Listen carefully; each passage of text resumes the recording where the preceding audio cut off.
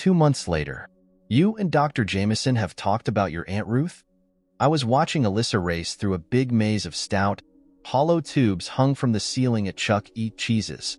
I could only see her through the occasional window and a few clear plastic sections in the big, round pipes. The happy screams of young children playing on equipment designed with them in mind made a noisy backdrop to the conversation Laura and I were having, but it suited me just fine. The place was comfortable enough for Laura and me to interact, but public enough to give us that little bit of space too. Yeah, she said, just loud enough for me to hear over the clamor. But I don't know what she wants to know about Aunt Ruth and Dad for, she added distractedly. She was watching Alyssa too, mildly concerned that an older girl seemed to be shepherding Alyssa through some of the sections.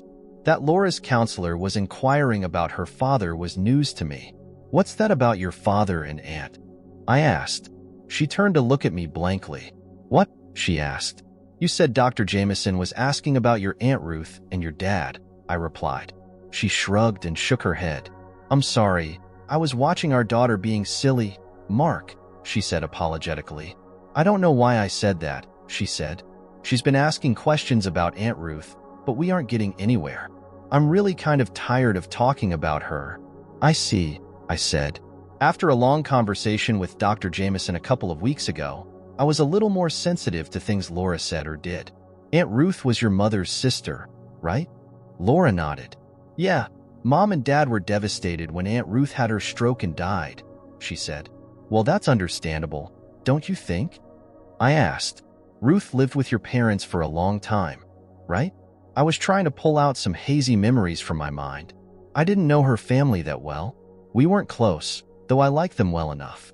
Uh-huh, Laura answered. She stood up and walked a few paces to get a better view to make sure our daughter had emerged from an opaque section of the tubing. If you're enjoying my content, consider joining my Patreon community. By becoming a patron, you'll get access to full parts of my videos much earlier than everyone else. Plus, you'll be supporting me to create even more awesome content for you. Check out the link in the description to join now. Alyssa was a little late getting to the next transparent bit of the hollow pipe if she continued running at the same pace as when she disappeared.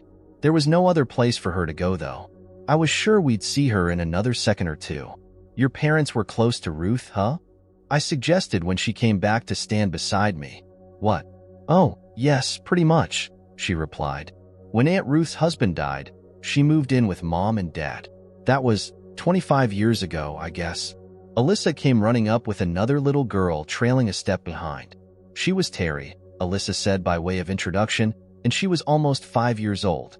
Terry's parents waved from a nearby table, nodding as Alyssa made to offer Terry a piece of her pizza.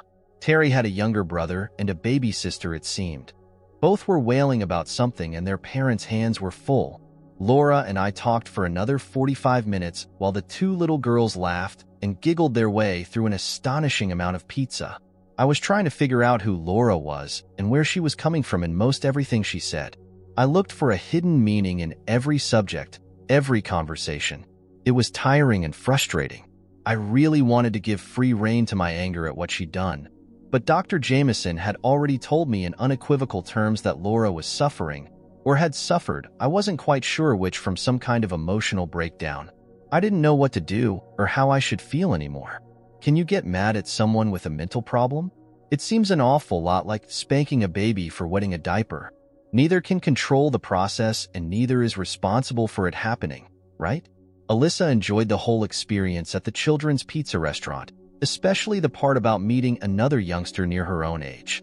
When we left, she skipped through the parking lot holding on to my and Laura's hands. When we dropped Laura off at her brother's, Alyssa accepted it without the crying and heartbreak it had caused last week, the first time I chanced to join outing.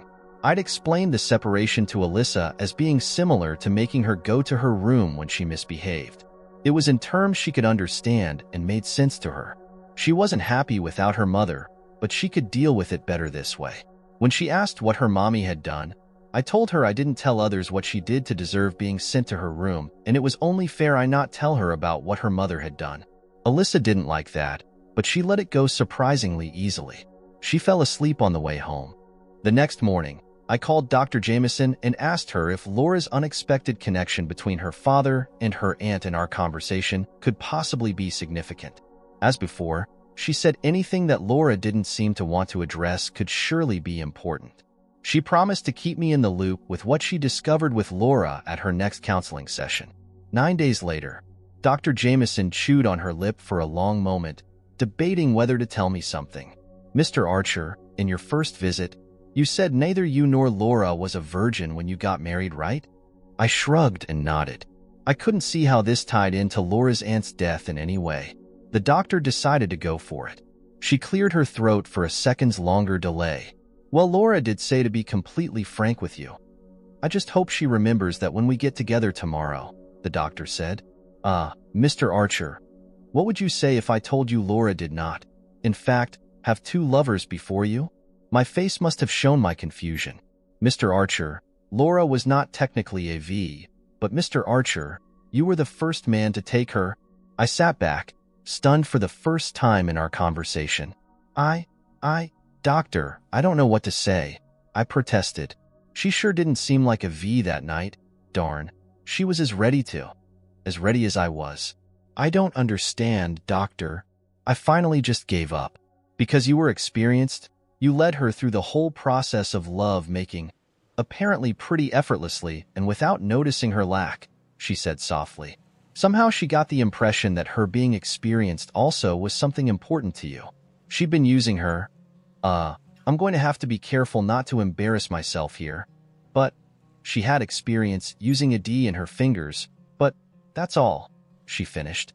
I stared at her blankly. "But why would she think that, and why hasn't she ever told me?" I asked. "Why in the world would it have made any difference?" It was the doctor's turn to shrug. "We may never know," she answered. "A chance remark, or the lack of a remark, had gesture. No way to tell. Your wife told me about her lack of experience, and she saw some humor in the situation. I think that, while she's forgotten the initial reason, it had some kind of effect on her self-esteem at the start. She brought it up while we were discussing her affair with her. Mr. Pathetic guy." The doctor began playing with her notepad. "The thing is, Laura told me about it quite easily," she said. "Laura wasn't trying to hide that.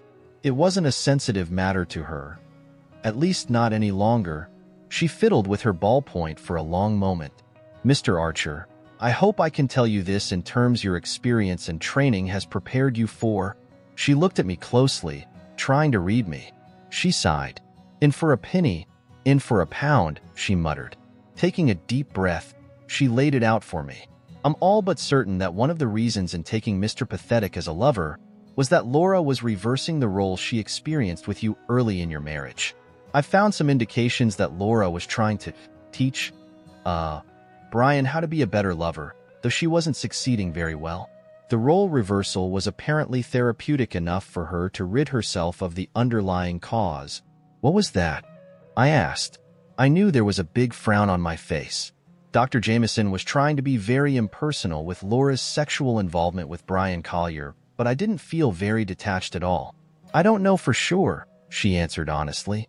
"I think it was probably a deeply suppressed resentment at the fact you did guide her through her first experiences.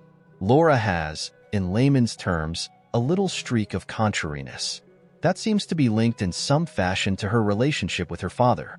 He seems to have been something of a remote, authoritative figure, but also someone she loved as a little girl almost to the point of adulation. I haven't even begun to make any headway there yet." I opened my mouth, but the doctor held up her hand to stop me from commenting. "It's not going to come all at once, Mr. Archer," she admonished. "Some days we may hit the mother lode, so to speak. Other days we won't have any progress at all. In fact, some of the leads we've already developed may turn out to be false ones. I don't know yet. This just isn't an exact science in any sense of the word," she said firmly. "But couldn't she have resolved that resentment with me? Couldn't she have mentioned it sometime and work it out with me? Together?" "Oh, goodness, sure she could," Dr. Jameson replied almost cheerfully, "but only if she was consciously aware of it to begin with. Instead, she took an extreme route to get to where she was going, and she was solving some other issues along the way, too." "Oh, I see you don't like that word." "Huh." She'd seen me wince. How about problems, huh? Good, we'll use that. That brings up a good point I've been meaning to raise with you. Ah, darn it. We only a few more minutes. I'm sorry I couldn't rearrange my next appointment so we'd have more time, but I felt I should speak with you and bring you up to date. She pursed her lips and looked at me while she searched for the words she wanted to use. Mr. Archer, things are going to begin getting complicated. It's going to get confusing, and you're going to have an especially tough time because I can see you have not yet completely laid aside your anger at what has happened. I understand that Laura understands it, and I need you to recognize it in yourself too. Okay? I nodded. I'd already realized I was going to have to suppress some of my own instincts while I explored this idea of Laura having an emotionally disturbing problem. I was willing to do that, but at the same time, I was offended by it.